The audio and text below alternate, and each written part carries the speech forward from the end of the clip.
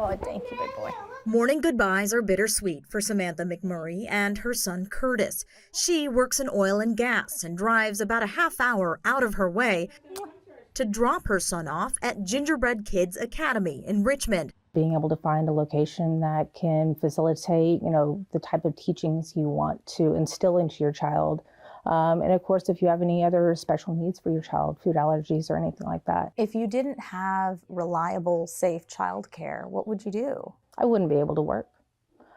Easy as that. You've got to get involved with this. Tim Kaminsky is the owner and has been in the childcare business for 40 years. But he says the industry is getting hit from all sides. The biggest thing everybody's facing right now are wages. The wages in childcare tend to be between $9 and $12 per hour.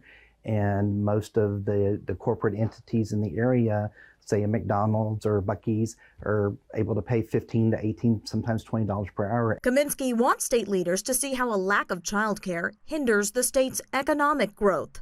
If you're soliciting for companies to come in like Tesla and some of these larger entities, when they come into an area and build, if there's not childcare there, the people that are coming in and taking care of the buildings and the people that are working the front lines are going to find that they may have to drive a half hour away just to be able to find childcare. And all of these things were issues before the pandemic.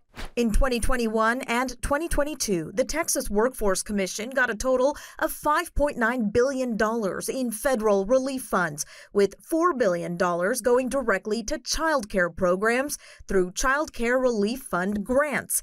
The federal money helped centers with payroll, mortgage, and utilities, but the checks stopped coming in May, and many will be forced to close.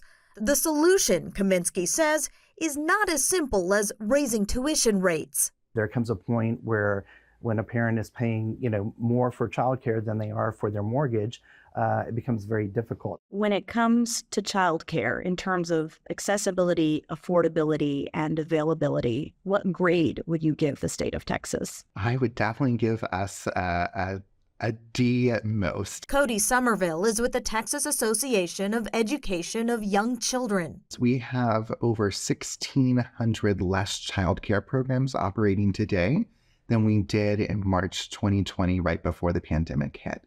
An additional 243 communities have become childcare deserts. One of the most unsettling statistics from a recent survey conducted by his nonprofit showed that without the federal help, 44% of child care centers in the state were predicted to close within the next year. Somerville and Kaminsky say it is critical the state invests in child care now. Our politicians just don't understand what the problem is. Without the support going into next year, it's just going to be like the pandemic. It's like, it'll be our next pandemic. Rekha Muttaraj, KHOU 11 News.